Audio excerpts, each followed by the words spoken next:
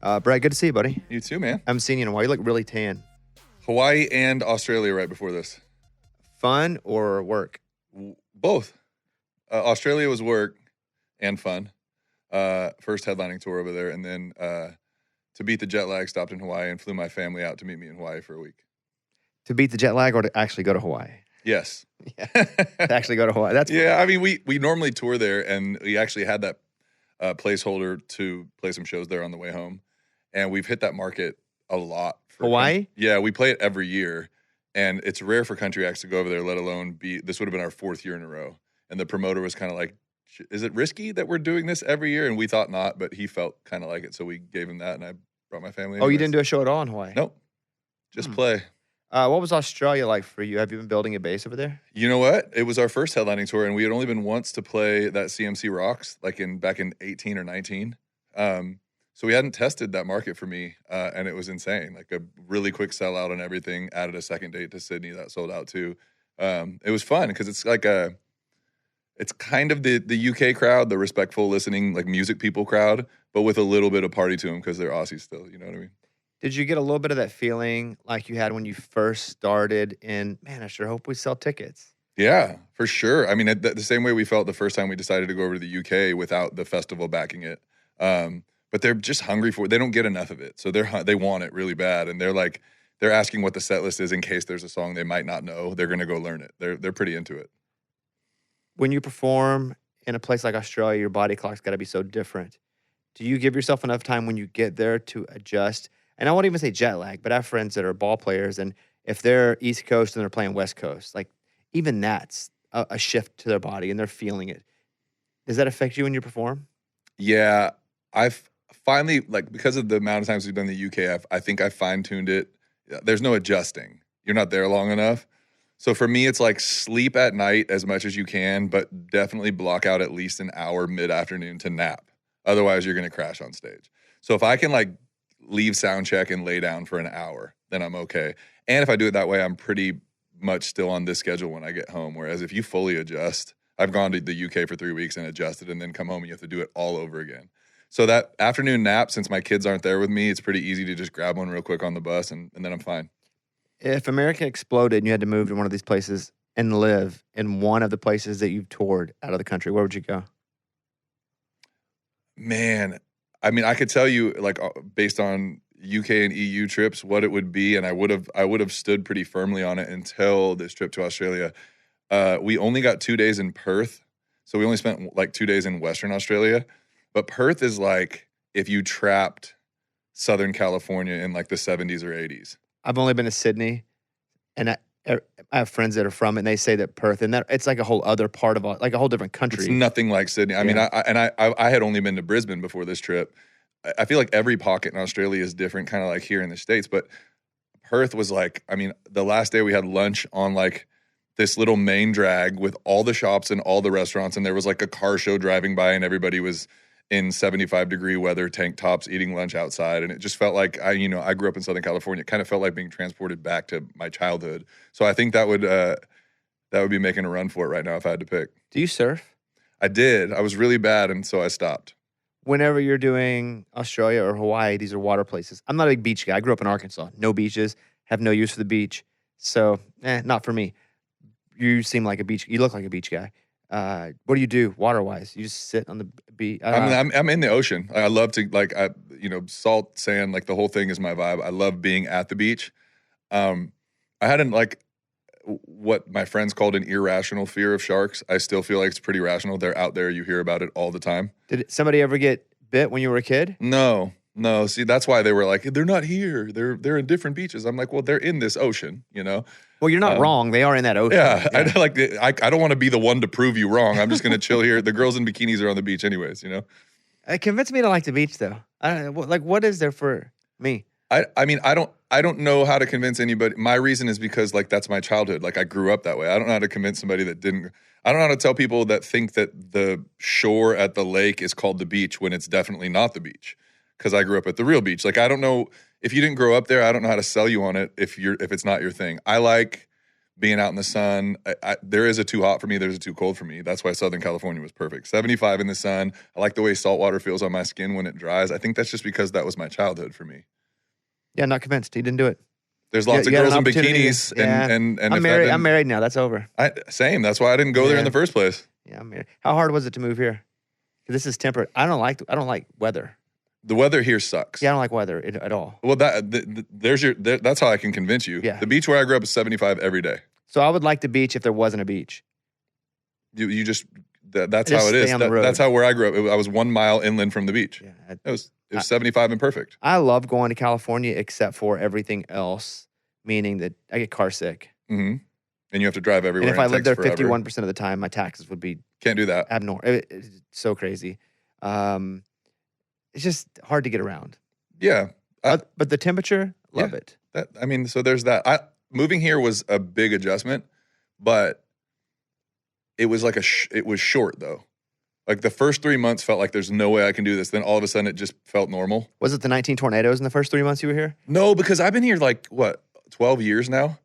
I feel like tornadoes were kind of not a thing when I first got here, and now they feel like they're like 20x what they were when I moved here. I don't know what that is. And especially my wife's fear of them. Like, she's not wrong. That's like my thing with sharks. Like, there are tornadoes and they could kill you. But she feels like if there's a warning in like Kentucky that she needs to get in the bathtub right now.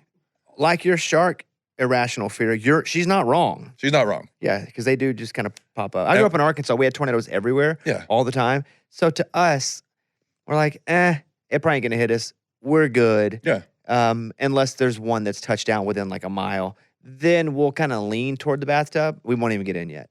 But she's from Oklahoma, and that's all they have was tornadoes. Yeah, I feel that's kind of how I am.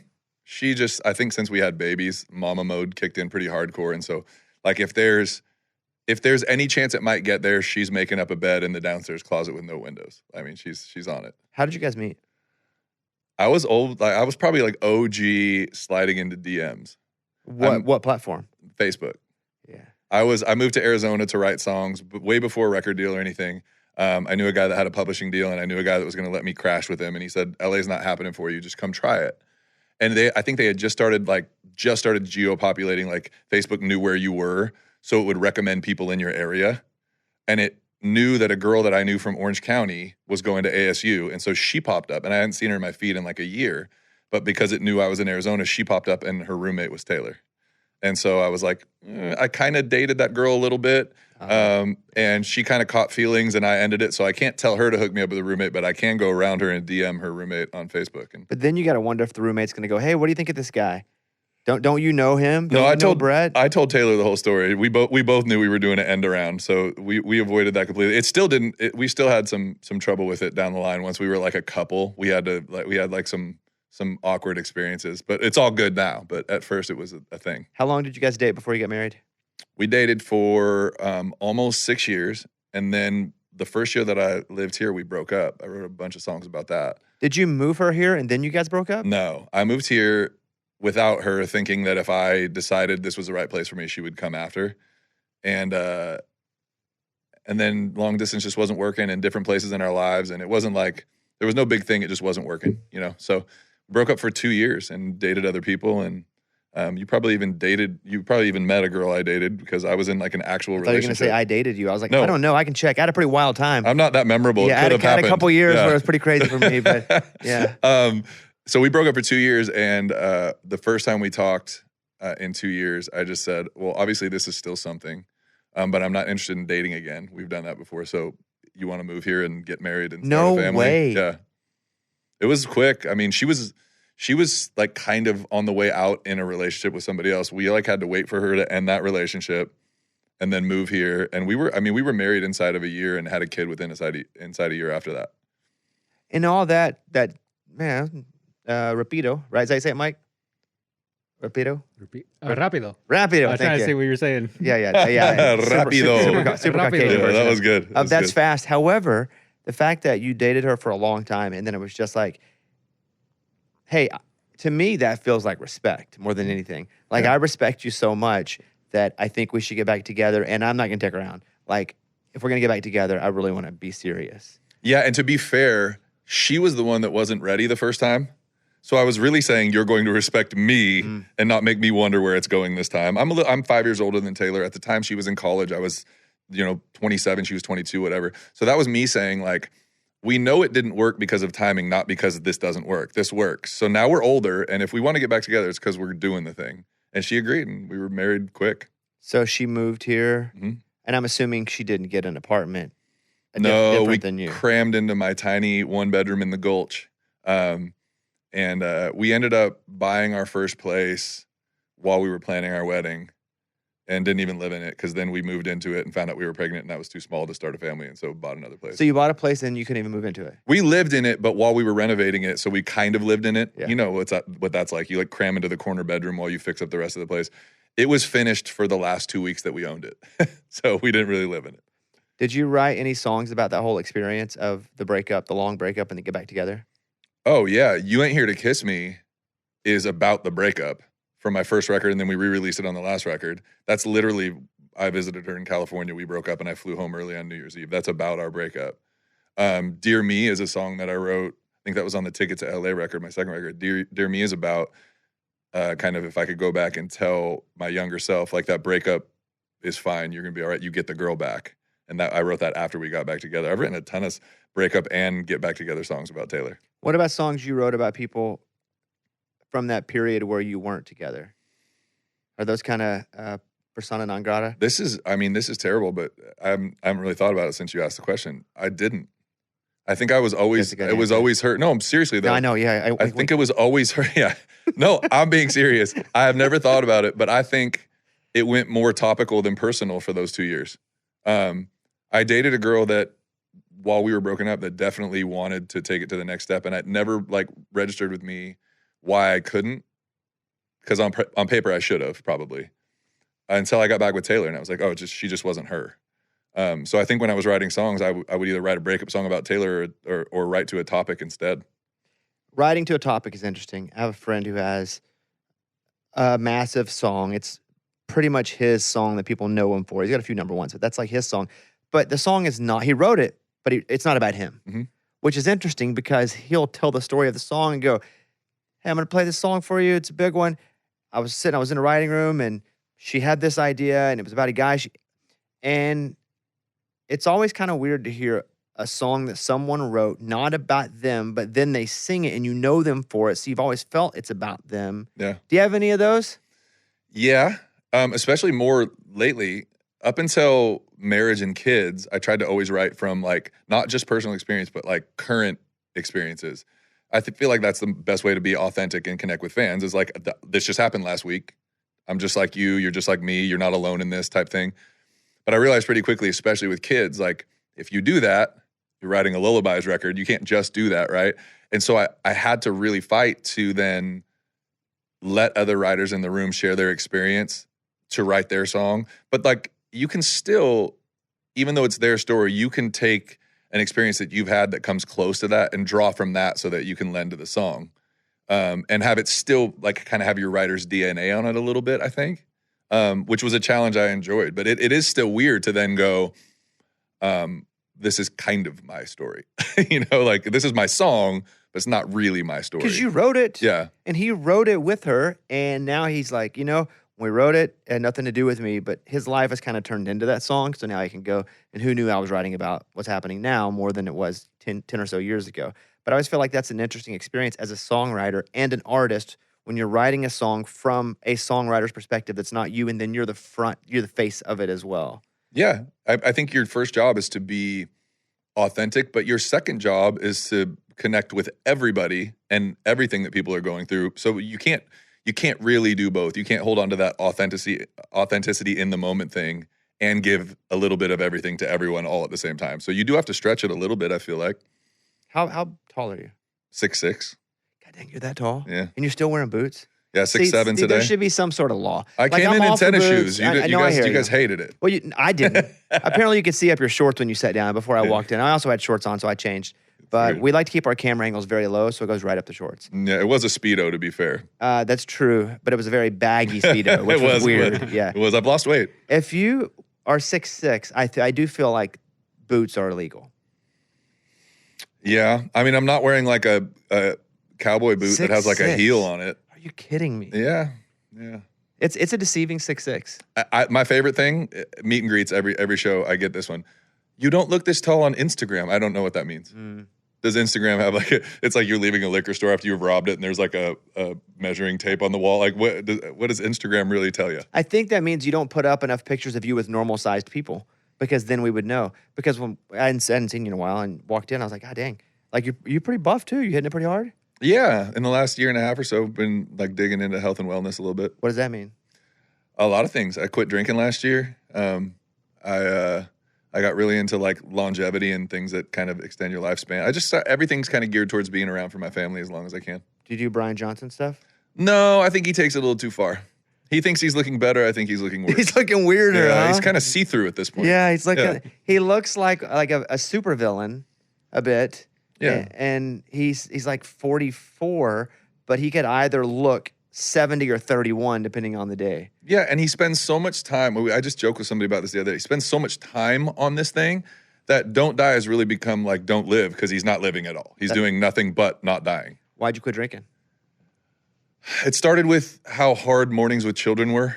And then I started like kind of digging into, everybody knows it's poison. Like, you know that it's poison, but you drink it because it's fun and you enjoy it or whatever. But I started really digging into how bad it was for you.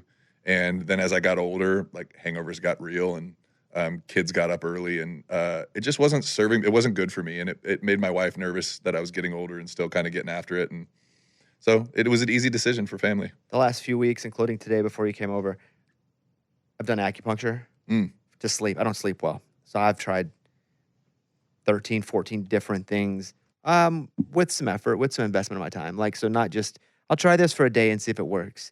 And so my wife's like, hey, you should really try acupuncture. I've tried it for injuries before, like sports injuries. And I really didn't feel like it helped that much in the injury front. I have a friend who was a professional tennis player, and he lived by it. And so I tried it, didn't work there. But I've been doing acupuncture, and I fall asleep within the first 45 seconds. Is that right? It's crazy. And I don't know if I'm sleeping better at night yet. And my hours are weird. So my sleep schedule is always a battle. But I've done acupuncture now 3 weeks in a row. And as soon as she puts the freaking needle, I'm out. You ever done acupuncture at all? I have, but not for sleep. I've done it for like nerve stuff. And that's why I did it before. And I felt, nerve from injury. Was yours injury? I still don't know. I had a shoulder thing that caused not pain, but caused like tremors and stuff. And it ended up being a nerve impingement. I don't know what it was from. What arm? My left, my non-dominant arm. So you didn't pitch with that arm. You didn't throw with that arm. No, my best guess is that that was like radio tour era. And I was walking through airports holding a guitar in that hand. And it kind of like pulls your arm out of socket slightly, but you're doing it for hours and hours. And radio tours, like 3 radio stations a day, 5 days a week for 9 months, if you're lucky, if your song's doing well. And that was the only thing I could think of. I was texting with my right hand and holding my guitar with my left hand all the time. Other than that, I don't really use my left arm. Heavy as that guitar. What do you get? They're heavy. Have you held like the actual like Gibson case with a Gibson in it? Yeah. They're like steel. I don't know. You're a big dude.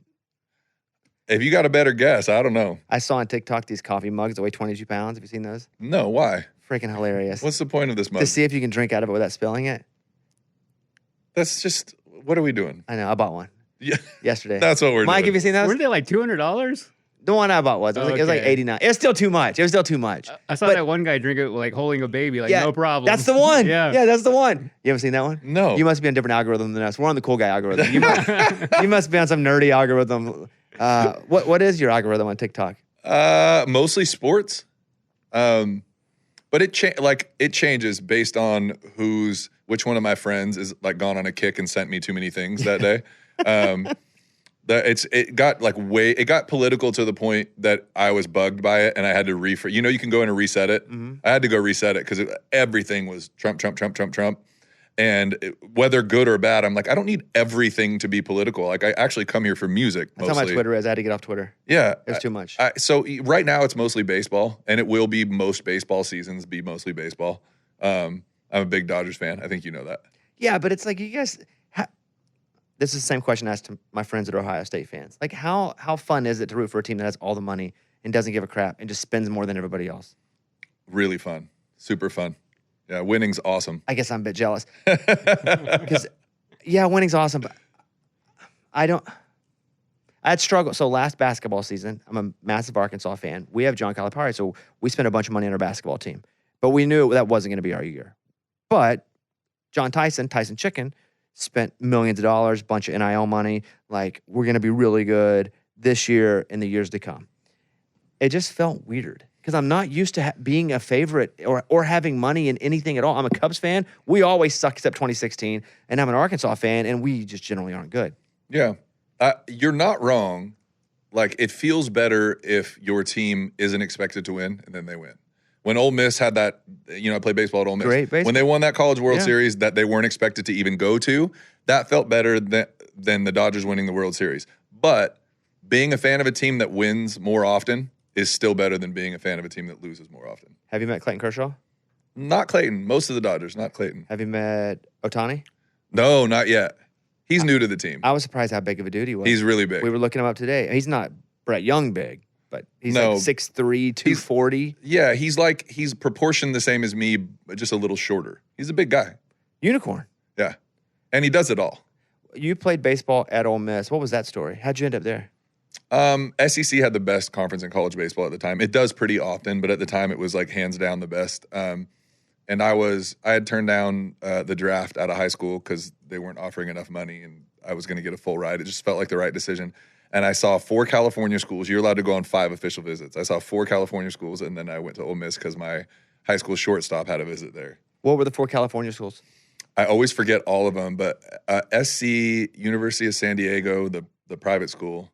Like that, not the Aztecs. USD. No, not San Diego State. Got it.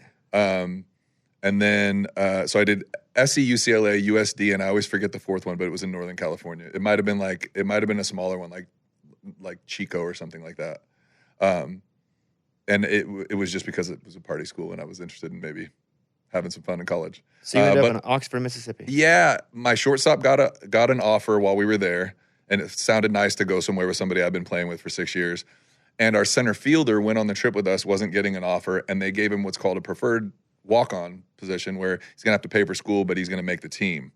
And so I just went, and they offered me, I think to this date, I still might have the biggest scholarship they've ever given a freshman, so it wasn't going to cost my parents anything. At the time, they had to split 9 scholarships over the whole 30-man roster, and I think I got a full ride, everything but like books or something like that. So best conference in baseball, I got 2 of my buddies going with me. The girls are beautiful in Oxford. I had a great recruiting visit. And then I hated it and left after 1 year. Hey, you saw now that baseball gets full scholarships all the way around, right? Because the new legislation they just passed. Yeah, they've been working on that for a long time. Mm-hmm. And it's weird that they still didn't. Yeah. But now they had to trim the roster back a little bit, but it doesn't matter. Now they can give 32 full scholarships or whatever. Yeah. Hey, victory for baseball. Yeah, Title IX made everything really hard for a really long time. And football was getting 80 full rides, and baseball was trying to split 9 between 30 people for the 4 years I was in school anyway. So that's a good move for baseball. No oceans in Oxford. No, everybody would say you can go to Biloxi, and that was funny to me. That's like people saying that lakes have beaches to me. I'm like, no, that's not the same. I'm not that person. I didn't say that. I think No, I know. you pointed at me when you said that, so you signed that to me. Well, Arkansas, Yeah, but we didn't have beaches, but they're short. I mean, we had docks. Yeah. You have places where water meets land. I worked on marinas. Yeah, that's true. Marinas. That's true. 1 year at Oxford. Why? What happened? I think mostly, I always say homesick, but I think that's a cop-out. I think mostly I wasn't happy with the way baseball is going. The coaching staff, while I loved them as people, I don't think that it was a right fit for me. I went from like earning the number 2 starting spot as a freshman, pitching on Saturdays, to having one bad game and getting shoved into the bullpen for the rest of the year and kind of forgotten.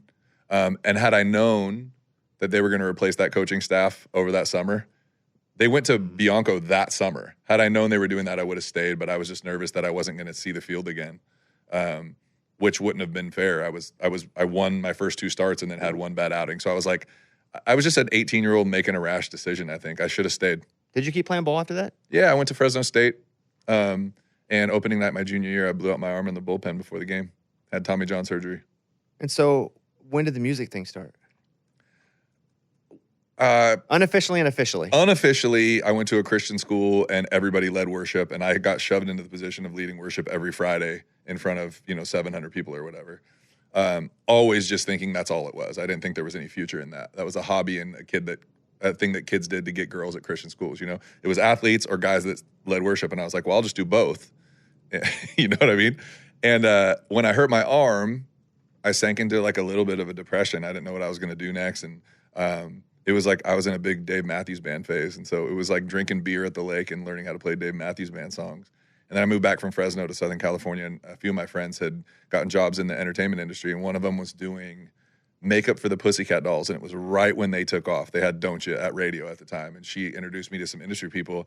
And so we'd end up at these events that would then move to an after party at somebody's house in the Hollywood Hills, and I had to inevitably get past the guitar until a couple months into that, people were like, you know, you should probably actually pursue this. Like, this shouldn't be something that's done at 3 a.m. when nobody's really listening. Like, you should pursue it. And I took a shot and went and started playing bars and restaurants in Orange County, and then moved to LA and started doing it in LA. And I did 10 years of residencies sometimes I had 5 nights a week where I was making a better living than my friends that had jobs. And from there, you moved to Arizona? Arizona was kind of in the middle of that because the cover gig, you know, in Orange County, it wasn't like Jimmy Iovine was going to walk in to a steakhouse in Corona Del Mar. That wasn't going to happen. So since I realized there was no future in that, I went to Arizona to try to write songs. When I came back, I decided I needed to go to LA. And so I went and did the same thing after Arizona and LA for a couple of years. What was it specifically that made you move here to Nashville? All of my friends that were getting record deals were like 19-year-old kids sleeping on couches, getting like boy band deals, you know, and I'm now coming into my 30s going, okay, I've been doing this for 10 years. I'm the only one of my friends that I know that's making a living singing, but I'm singing other people's songs for people eating dinner that don't care. And I thought, you know, I like writing songs. Maybe I'd go write I'm too old to get a record deal is what I thought. I'll go write songs for people that have record deals in Nashville. And it was like less than a year of me pitching songs, and people, instead of putting the song on an artist, they want to know who the demo singer was. And so it happened I think it took 10 months. Were you living out here, or were you coming out here and just staying at first? I tried that. So I had an investor that I was working with who had connections here, and we came and we made a record here. And after we made that record, I fell in love with the town. I tried to come every once in a while, but it felt like I had to start over in terms of my social network every time I came back. So I moved here thinking, like, if I'm going to be here, I have to actually be here. And so I came here alone. That's why Taylor didn't come at first. It was a kind of a leap of faith to come out here. I didn't have any connections. I had nobody. I had to come try to make those myself. And yeah, I just started. I mean, the first 100 songs I wrote here were also with people who had nothing going on. We were just nobodies together trying to get somebody to listen. And then I got lucky enough to have Laurel Kittleson at Big Machine go, I missed out on Sam Hunt, and I see something here. I'm not going to miss out on this one. And she brought me to Jimmy Harnan. What was the song she heard, or was it songs kept trickling into her and she was intrigued? I've never asked her what song it was. I kind of bullied my way into a writer's round at the Listening Room when it was still downtown before they moved it, and she was there. Did you know she was going to be there? Did you know people were going to be there? We had I don't remember who it was that was on the round with me that she was there to see, but she wasn't there to see me. Do you know who was on the round? Gosh, it might have been one that I did with Carly Pierce. I used to be on stuff with Carly all the time. And I know that Carly had some interest from a gentleman here that worked with Disney at the time. And Big Machine in the end. Yeah, I know. We both ended up in the same place at the end of all that. I don't remember if it was a Carly night or not. There was a group of girls. Do you remember a girl group called Sister C? I don't. Do you, Brandon? They ended up having a couple songs and then kind of fizzled out. But before they even had their deal, I was doing writers rounds with them too. So people had stuff going on the nights that I would bully my way onto the stage. But Laurel wasn't there to hear me, so she had to use either social media or a friend of a friend to get in touch with me once she had taken me to her label. Do you remember Vitamin C? No. As we go on, the graduation. Oh yes, song. We remember. Is that their only song? It's hers. One girl, one woman, and Vitamin C. And she had the graduation song. And then they did the smart thing where they put like people talking in the middle of it, kind of like Bruce Springsteen did for the Jerry Maguire song. It'd be like, Jerry, I love you. Very important girls in my Jerry. But they did that with graduation. That was like the jam. Vitamin C. It's different than Sister C though. You have to do it right if you're going to talk in a song. Yeah, it's hard. Enrique Iglesias 9/11 version, A+. You love it? Well, I don't love 9/11 for the record. Well, I just want to state that for the record. Gotcha. Didn't love 9/11. Actually hated 9/11. Wish it would never happen. But awesome version of it. Like he's like, I can be your hero, baby. And it's like the towers have been hit, and you're like, dang, I felt that. Yeah, so to talk in a song, it's got to be like super special. But yeah, I put my power rankings of talking in songs. Hero 9/11 version at number 1. The Jerry Maguire, Bruce Springsteen. What was that song though, Mike? Because I'll know it when you tell me. Because it's like the human brain weighs 3 hands with 3 pounds. You know, the Jonathan Nicky guy. That was A+. We used to play that. The Secret Garden? Yeah, Secret Garden. Jerry, I love you. Oh, that was a good one too. That was good. And then I'll put Graduation Song at number 3. Those are 3 great talking songs. I'm surprised Sam Hunt doesn't get in there anywhere. No. I think you're missing this. No, I'm not missing it. No, this is very elevated, Brett. You wouldn't understand a good talking song. Yeah, you're doing clips instead of the artist talking. I know what you're doing. But I guess, how does Sam do? Sam talks into talking? Sam literally talks whole choruses sometimes. Yeah, but that would be weird. Like Sam's like, yeah, so here we are. It's the party. And then what, are you going to put a clip in that? No, but he does it instead of the clip. I know. He is the clip. But that doesn't count if you're talking. All right. Because then I'd put some. I didn't know you had parameters on this. Yeah, I just made it all up right now. So the only rules are the ones I was sitting here thinking it was actually impressive that you were going to do a top 3 off the top of your head right there. Yeah. And it's also risky to go. My favorite is a 9/11 song. For the record, I took a chance there. It felt like it came from a place of love. You're not great unless you take a chance. That's true. When you do a new record, how do you not repeat yourself if yourself has been successful in the past? That's the hardest. That's like the hardest part, is to change enough to hopefully gain like a new fan base, but not alienate the ones that have been there from the beginning. I think, but that's always the goal, right? I always say like you're continuously pulling back the same curtain a little bit more with your fan base, but you want to leave like the front of it open. And that's weird for me to say it that way because like I can't go back and write Mercy again. Like that song can't, like, unless we do what we were talking about earlier and I write Mercy, somebody else's story, you know? So I don't know. I don't want to become something that I'm not, but I also don't want to bore people. And I haven't figured out the answer to that yet. Hopefully we're still doing it, but I think that the format, country music at radio, changes often enough.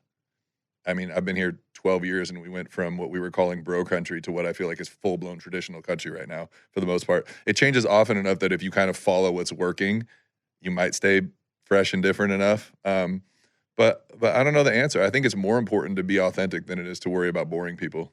I think sonically, same question, right? Even if the songs aren't the same. If you're same producer, different producer on this new record? Dan was on a lot of this record again, but I did use Jimmy Robbins a little bit on this record. Dan's also good at, I won't say changing, but modifying per the artist. Like Dan's special. And so if you're using a different producer a little bit, you also sonically don't want it to sound very similar where you've been gone for a while and they're like, oh, let's hear Brett's new music. And it's like, well, it sounds very much the same. Like it's a fear, right? Yeah, I think everybody. You can look at the biggest artists in our format right now, and they're getting accused of that by some people. Then it was fun working with Jimmy because we did do a few things. Dan loves to take just a guitar and a vocal and start from scratch. That's his favorite way to create. He wants to start from the ground up. I would imagine most producers do, rather than having to kind of use something that's already been created and work around that. With Jimmy, there were a couple songs. My current single, I wrote 10 years ago. The production on that was in the middle of bro country. The production on that sounds full pop across the board. That's not what's working right now. So with Jimmy, we got to go in and go, let's deconstruct this all the way down to the vocal and melody and start over with what's working and put this kind of Americana thing on it. And so stuff like that was actually really fun. And I think when you do stuff like that, when you're pushing towards a sound that you haven't done before, you do give yourself the opportunity to be a little bit different than you've been in the past. And I think we did that a few times on this record. But again, I never want to be like the guy that's like moves to town and FGL's killing it, so I try to sound like FGL on 12 songs either, you know? I still want it to sound like me. You ever do anything that's really weird and you're like, we probably shouldn't go this hard, do this different of a song? So often. But I think that's good. I think you should do that.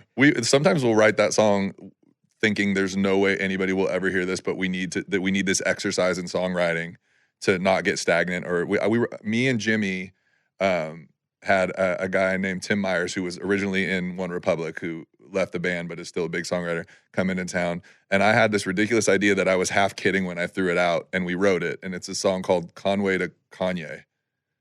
And it's basically, it's like, basically saying like, if I'm gonna go out tonight, I want the DJ to play everything from Conway Twitty to Kanye West. I mean, that's the Electric Cowboy where I grew up. They played everything from Conway Twitty to Nelly. It was a little before Yeah. Kanye, but yeah. Wait, did you cut that? I have a demo of it. That's awesome. That's not even. I rap in the bridge. Okay, don't do that. But that feels weird to say. But once it makes plenty of sense because I think everybody lives that Conway. Well, I wouldn't say Kanye anymore either because the Hitler stuff. But still, like he took that back again though. Yeah, but for like a week probably. It's kind of like when Elon Musk was like, Trump, you're on the Epstein files. You can delete the tweet, but you really can't delete it. You know what I'm saying? Yeah. Kanye can't really take it. I was just kidding. I agree with you. Yeah. Okay. I'm just saying. Like, I'm pretty sure I couldn't, even if we loved the song, put that song out. Boy, this is what sucks too. Kanye has freaking bangers. Yeah. Like Musical genius. College Dropout's like one of the greatest Yeah. albums of our lifetime. Mhm. Can you separate art from artist? I wish I could. I feel like I can if I like the song enough. I'll be honest. I Really? Believe I Can Fly. R. Kelly, still the jam. I Hate the dude. By the way, hate the dude, hate 9/11. For the record, hate R. Kelly and hate 9/11. I Believe I Can Fly. Space Jam. mhm. Tell me if that comes on and you're not like arms out, like I used to be. It can catch my subconscious, but if I start thinking about it, I got to turn it off. What about Michael Jackson? Because he really didn't get convicted of anything. He just settled. Yeah. I'm giving him all these really. No. That's gray area. 'Cause That's gray area. I'll listen to Michael Jackson. Yeah, me too. Especially after watching the documentaries about. I feel like he was set up. In many Are you ways. as Diddy next? Where are we going with this? Bad dude? Yeah. Can't listen to Diddy. No, because I saw Diddy beat the crap out of Cassie, and I don't care what freak offs he did. Like, find me a dude that hits a woman like that. I'll find you somebody I wish never existed. So, but like, I Need a Girl Part 2, kind of a jam. But I'm Diddy free right now. I'm like at the airport when you don't want to pay taxes going to a foreign country. Diddy free. Proud of you. That's duty free, but you got it right. Yeah, no, I got it. Yeah, it's a weird. Like, I didn't stop listening to Ryan Adams because I like Ryan Adams. Yeah, he went through a thing. He did, Yeah. and I didn't like it, and I don't like that.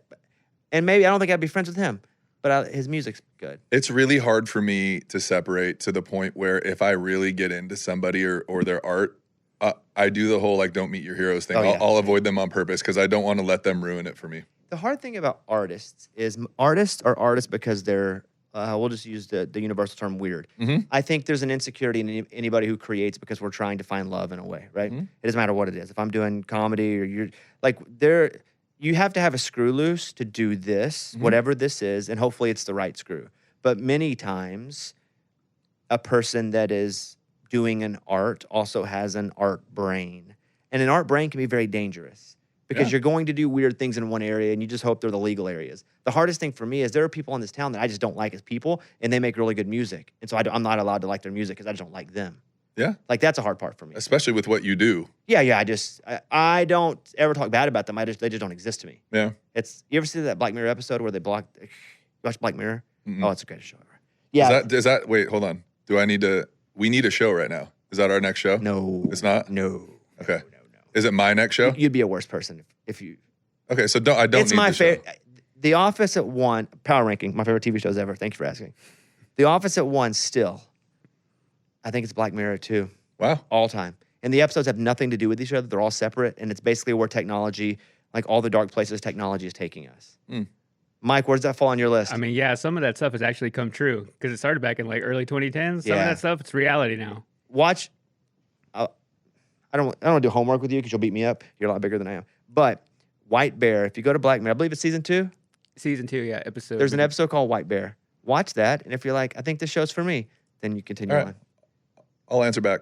Dude, that's my favorite show. But I'm dark. It's funny because like Office into that, one of these things is not like the other, and that's 1, 2 for you. Yeah. Do you feel like if you watch enough Black Mirror, then you gotta like I need a settle palate down cleanser. with a little Office? Yeah. Palate cleanser for sure. Yeah. Because you start to hate. It's like what we're talking about on social media, and you just get all the whatever it is, and you just feel worse about yourself. Yeah. How famous do you want to be? I've been talking about this in therapy. How famous do you want to be? I don't like it. I'm lucky that I fly under the radar for the most part, and it's still too much for me. I like if I'm there to be the artist, then I'm good with all of it. But if I'm doing everyday stuff, I don't like that it creeps in. So there's a level of fame that you cannot get to then if that's where you're most comfortable. Because you can't be ubiquitous in culture and be able to float through without people knowing who you are. it depends on what your question actually is. Do I like it or am I willing to put up with it? Okay, both. Do you like it? I don't. I only like it to a point, and I only like it in its place. But I realize it doesn't work that way.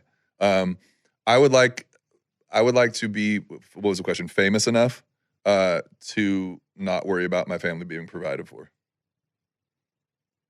That's not the answer you're looking for, but no, I'm not looking for an answer. Your fame is associated with financial success, stability. Yep. Being able to provide. I never ever cared about people knowing who I was or being famous going into this. I wanted to make music for a living because I didn't want to do something I hated to make money. You're kind of hard to even if you weren't an artist, like you just walk through, you have a pretty dominating presence. It's the whole 6'5" in boots thing. Are you 6'6"? 6'6" in boots, yeah. Yeah, close enough. I didn't mean to insult you there, Smalley. No, it's a little guy. I strangely, as big as I am, I don't get like picked out of crowds. I don't like walk through the airport and get attention. I think you're just missing it then because you're also a good-looking guy, and I think you're out of your mind if you don't think that. Or you're playing humbly, or I believe you feel that way because sometimes people will say that crap, and I'm like, I know you're lying because there's a microphone in front of you. I believe you feel that way. No, I genuinely do. No, I do believe you feel that way, but there's no way that's true. You have to be right a little bit because my wife will walk through an airport and then she'll start talking about something like she thought I saw it too, and I didn't, and so maybe I'm just oblivious. But she'll be like, I can't believe they didn't come ask for a picture, and I'll be like, who they? She's like, well, way back there by the bar that we walked by, there were these 3 girls, and I'm like, I don't know. Working theory, you're too tall, you can't even see them. I look right over them, right over the top. Yes, yeah, like there it is. I'm gonna go with that. That's the theory. I told my therapist, fame is, and I don't even know what fame is anymore because everybody can be famous for something because there are no real gatekeepers. At least there aren't near as many as there used to be. You can be the world's greatest cauliflower expert and have a little bit of fame in a pocket of the world where people know you as being a cauliflower influencer. Like, it doesn't matter. You can be famous to somebody doing almost anything if you're an expert and you're good at it. And my therapist is like, what do you want? How famous? I only want to be famous enough that I can play celebrity golf tournaments. And if I want to go and throw out the first pitch at a Cubs game, they'll be like, yeah, of course. That's it. Because I had a brief minute where I got really close to it. I was on Idol and I won Dancing with the Stars. And I wasn't famous, but I was like fame adjacent. It was the most. It was the height. And it got really weird with like people. You didn't like it? I like some of it because the money was awesome. Yeah. And getting to do cool things like throw out first pitches, that's great. That's the best. It was the most fun. But it just got weird sometimes with like people like coming to the house, like driving by the house. We moved because there's a side road near our last house. Like there was a lot of that. And now that I'm married, my wife does not like it at all. Yeah. Like she's anti. She doesn't like being in the public at all. Yeah. So I think that's my level I want to get to. I want to just, like the Savannah Bananas are in town. They'd like for you to come out and play. I don't need to be any more than that because I like what I do. Yeah. That's the level. That's where I want to peak right there. Yeah. I like how you did it. Your answer is like in terms of what it gives you access to. I like it for that reason. I like all of it for that reason. I got to pitch an inning for the Bananas last year. Oh, like, really? Come That's on. cool. I'm 44. That's Baseball was awesome. supposed to be my thing my whole life. I bullied my way into it. They wanted me to come sing. I said, I'll sing if I can pitch, but still like, so I enjoy those sides of it. So I shouldn't be so anti. I'm not totally anti. I didn't take it as anti, by the way. You may have felt that tone, but that tone did not come out that way. Okay. Yeah. Yeah. I like the cool things I get to do as a result, for sure. What's the coolest thing you get to do because of your success? The coolest thing for me is probably not the coolest thing to everybody, but for me, because it's sentimental, I'm a Dodgers fan because of my dad. My dad's been a Dodgers fan since he was 9 years old. When I think it was my second record came out, one of the pieces that we did in LA, and we actually got to use the field at Dodger Stadium. Corey Seager and I did this, like, we played catch and interviewed together and stuff. But at the end of it, they let me stand on the mound and my dad stand behind home plate, and they let me play catch with my dad at Dodger Stadium. No, I couldn't give him anything cooler in his whole life than that, and I got to do it because I sing country music. Pretty cool. That's a great story. Yeah. I got to the first pitch out at Wrigley. My stepdad was a massive Cubs fan who made me a massive Cubs fan. Mm-hmm. And to be able to take him on the field, like, it's top 3 moment. How was your pitch? It's awesome because I'm not stupid. I didn't try to throw it hard. Just lofted it right in there. I also know aim high because you'll bounce it in. If you get up on the mound and you try to throw it hard, you're going to try to throw it to the mitt, and you're not going to realize that 60 feet 6 inches is a little further. Yeah. And so I got up 2/3 on the mound and threw high, and so it just dropped right in there and walked off. I've gotten pretty good at the first pitch thing because I know my limitations, and I'm not trying. What am I going to do? Henry Rowan Gardner? Nobody's going to be impressed even if you stand on the mound and throw. What are we going to do? Whip in a 70-mile-an-hour strike? 59. Yeah. Are people going to applaud me for throwing a 59-mile-an-hour strike? It's kind of like the anthem. If you do good, they look away. If you do bad, they make fun of you. Yeah, you can crush and I'm glad you said that. I have some, well, not mention them by name, very prominent music industry friends who are like, I will not sing the national anthem. And it's not because they don't love the country. They also hate 9/11, for the record. They hate that too. Yes. Yeah. But they are like, if I get up and absolutely murder in the best way, people are like, all right, let's play the game. Mm-hmm. But if I do anything wrong, somebody's recorded it with their phone and it is going viral. Mm-hmm. So, yeah, we should like remove that. I practice the national anthem in the shower sometimes, singing it. I've never sang it before because I can't really sing. How do you enjoy it when you sing it? I have to start really low. Yeah, me too. Yeah, but you key of A. But you can sing. Oh, I start in the key of baritone. I love that key. Is that its own key? It's a great key. My wife's always. I did this prank on my wife once where I hit record on my phone. I just laid my phone down and I was like, "Hey, the Rays." She's a sports fan enough. I was like, "The Rays have asked me to come sing the national anthem." And I've never sang. I will never. I'm not a singer. I can only sing comedy songs, and I can only sing good enough that my badness doesn't take away from the comedy. You do a good job. I do a good job at making you not go, oh, he sucks, but nobody ever goes, oh, he's good. I just want you to get the jokes. And it's through music, it's not distractingly enough bad. So I can, sure, perfect. I just sing in G the whole time, right? Pretty easy key to sing in. But I tell my wife, I'm like, hey, they've asked me to sing the national anthem at the Rays game. And I'm recording the whole thing. And she's like, they did? It was met instantly like that. And I was like, why do you say it like that? She goes, oh, what are you going to do? And you hear her then start to be super really hoping you're not going to do it, but she doesn't say all the want to right act things. Like, yes. Yeah. And I'm like, I think I'm going to do it. Like, I've never actually sang serious. I've never sang the national anthem, but I think, she's like, do you think, maybe you should try it somewhere smaller a couple times? And I have like this 4-minute conversation of her being the most supportive, yet, hey, don't do that, buddy. Yeah. That conversation. I know that conversation. Yeah. But I never did it. I was never going to do it. I can't do it. But the anthem, that's a tough one because that key change will get you, even in the shower. I will give you advice and tell you a funny story. I don't want advice because I'm not going to do it. You giving me advice makes me think I'm going to do it. So remove the advice. Just give me the story. Give advice to somebody listening that's thinking about doing it. To somebody that's listening, let the organ player play it in the key that you want to play it in so you don't lose the key of the song. Got it. Dodgers did that for me, saved me. The best national anthem I've ever sang was the only one I've gotten roasted for. Why? NHL All-Star Game. It's online. You can go look it up. It's the best I've ever sang it. I got roasted for, quote unquote, the longest national anthem of all time. I think the average is like 2 minutes and 10 seconds, and mine was just under 2 minutes. Mine was short. But I know exactly when it happened because I heard it while I was out there. I was out in the middle of the ice, and that little pause at the end, and the home of the brave, there's a pause there, right? That pause was just long enough that the audience started singing before I did, and it made people feel dumb that they were singing before the song, before they were supposed to. I know that's what it was because they ripped on how long this version was. And it was long. Shorter than the average. But Twitter took a hold of it and it became a thing. Did that ruin your relationship with singing it publicly? No, I went right back to the Dodgers and sang it again. Yeah.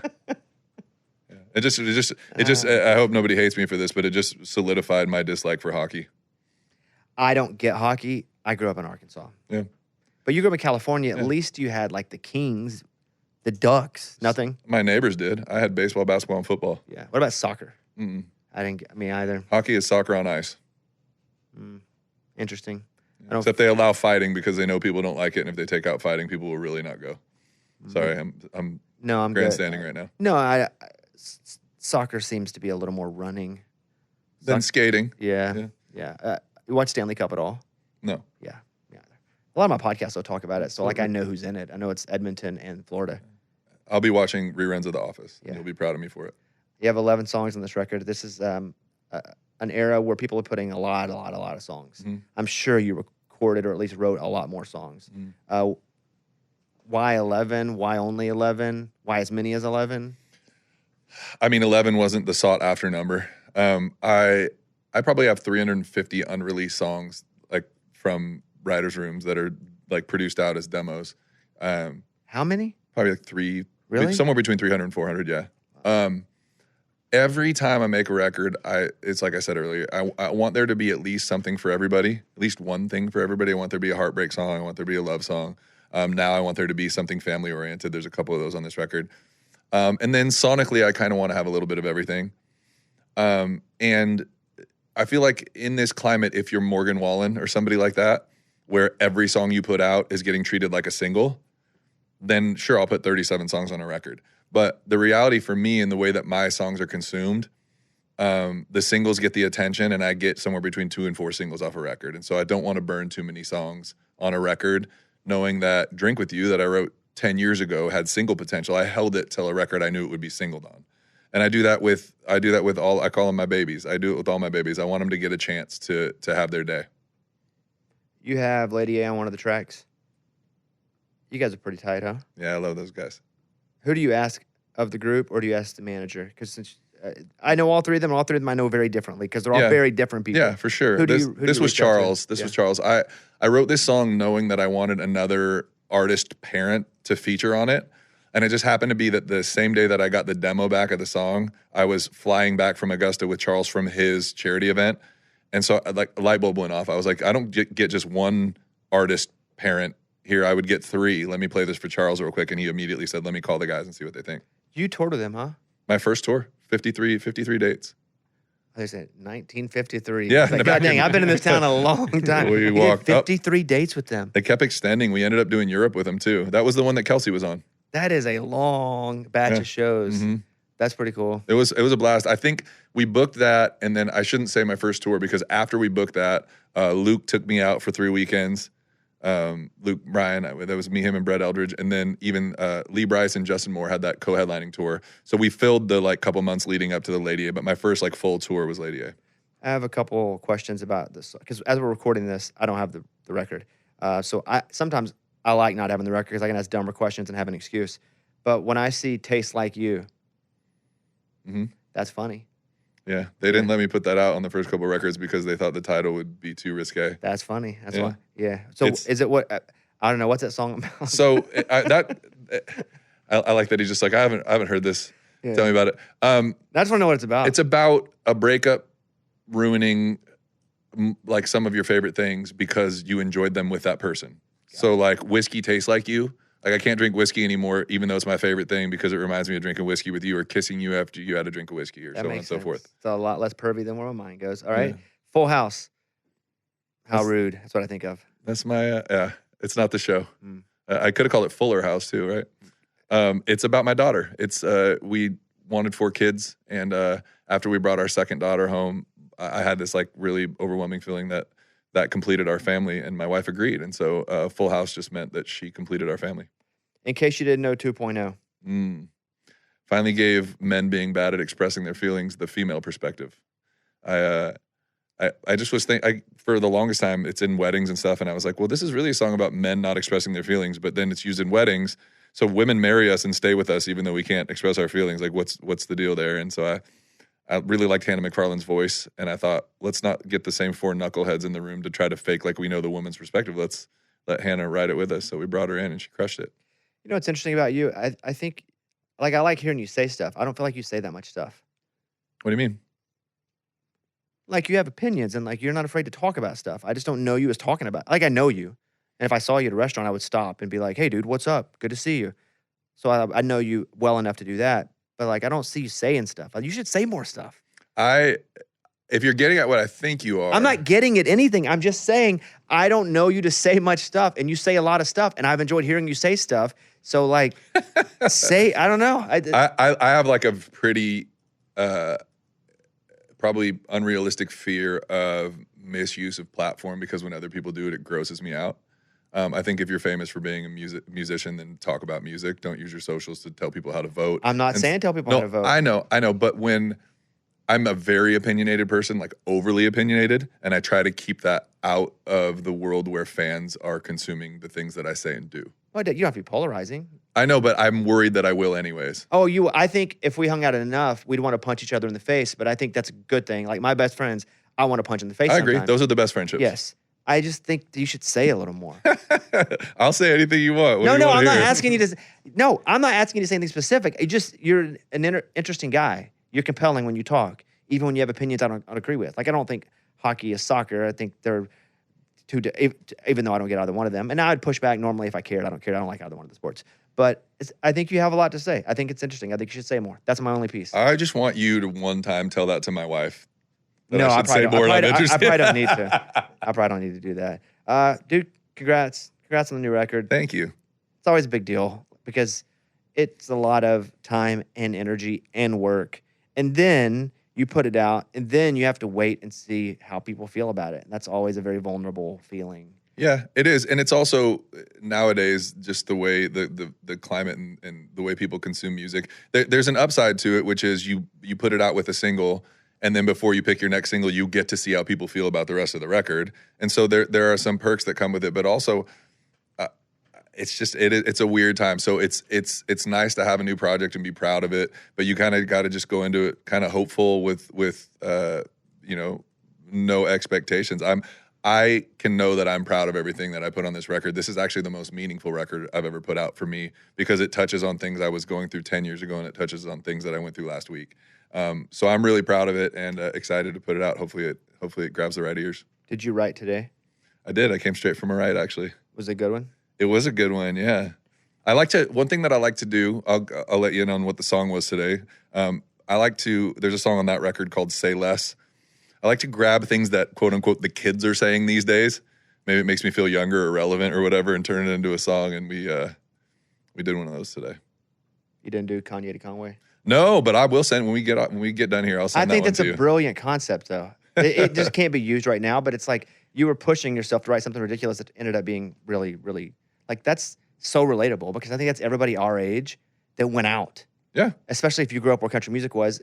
It rarely was just all two-stepping music. It was Nelly. Mm-hmm. It was freaking Baja Men. And then it was like 3 country songs in a row. Yeah, my childhood was Blink-182 and Offspring. And you do want to, I think if you're a girl, you're more likely to want hip-hop the whole time because you want to dance to everything. But if you're a dude and you're stuck in that same bar, you're like, can we have some variety? Can we not listen to this beat all night? Well, can we slow dance? Because most guys don't want to dance because they either are embarrassed to or they can't. And if we're not that good at breaking the ice, so it's can I buy you a drink or it's like would you dance with me? And we're not going to do that to some hip hop. It's hard to hear that from you. I just don't believe you had problems breaking ice. You're freaking 6'6" and good looking. Yeah. You want to see somebody breaking ice? Look, watch me walk up with a pocket protector on. Hey, let me remind me of my dance. What makes you think I don't wear pocket protectors? Yeah. Last thing I want to say. You know what I didn't like? What? 5, 4, 3, 2, 1. You know how hard it was to say? I didn't even know what I was saying half the time. It made sense once I figured it out. But dude, I'm so happy you survived it, though. Barely. I've been holding on to that one. It's not like you had to talk about my tour 100 times. No, I know. I just remember being irritated. You were irritated one time and it stuck with you. How am I supposed to say this? 5 tour. We even made the T look like a 4. It was genius. But I would see it like put on paper for me. I would never get the actual logo. I'm so sorry to bum you out. What would you want to name my next tour? I'll let you. Nah, I'm good. Yeah, I do. I'll let you. Name it Conway to Kanye.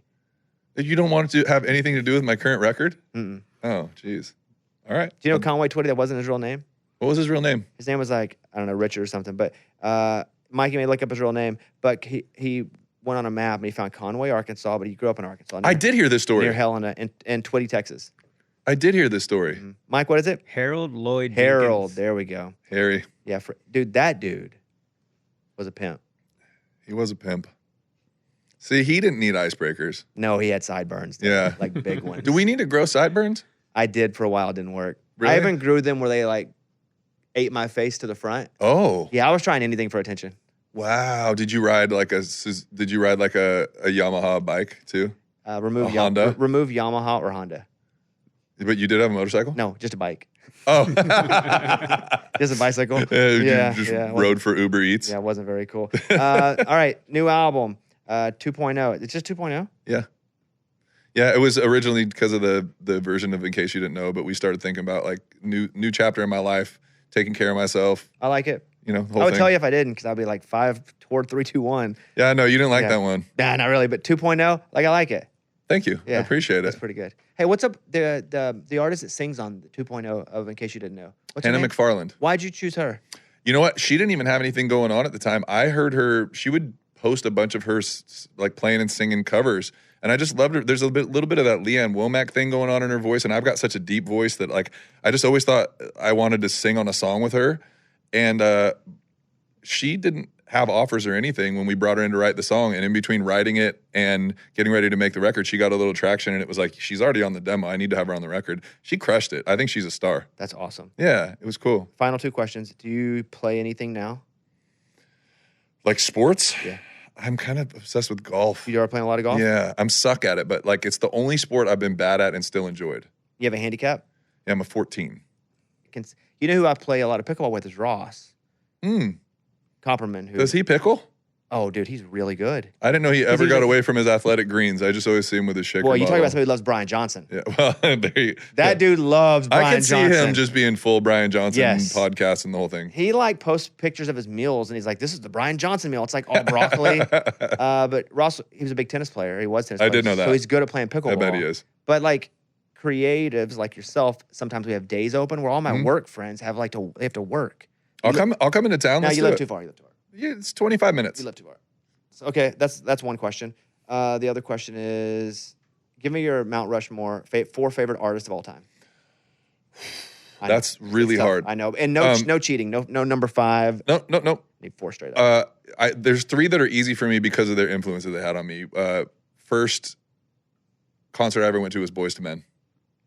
I know they're not all 4; they're just one. That counts as one. Yeah. Have you ever met them?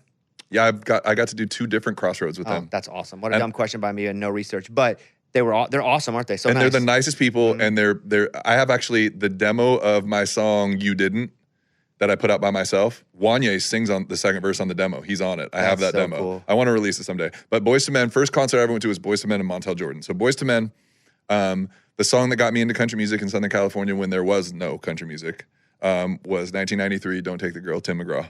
So he's there. He's the reason I found country. The record that made me want to write my own songs was Gavin DeGraw's first record, Chariot.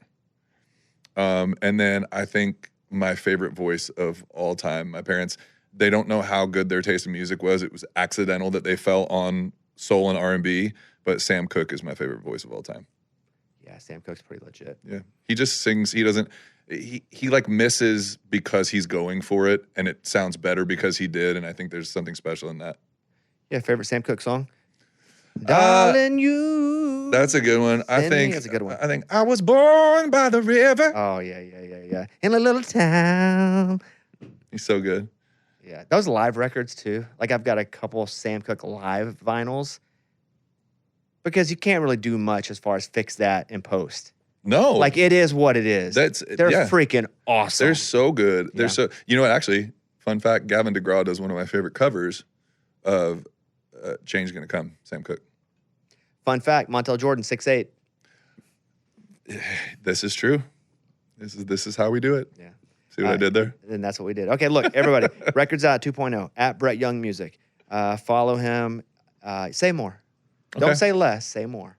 I see what You you did gave there. me advice. I give you say more. All right. You have a lot to say. All right, TikTok. It's all coming at you. I don't even care. I don't care what it's. Just say more. You guys, the record's out. Check it out, and that's it. At Brett Young. Good to see you, Brett. Good to see you too, buddy. Thanks. That was fun. Good job. All right, boom. Nailed it. That was good. Great job. Thanks, man.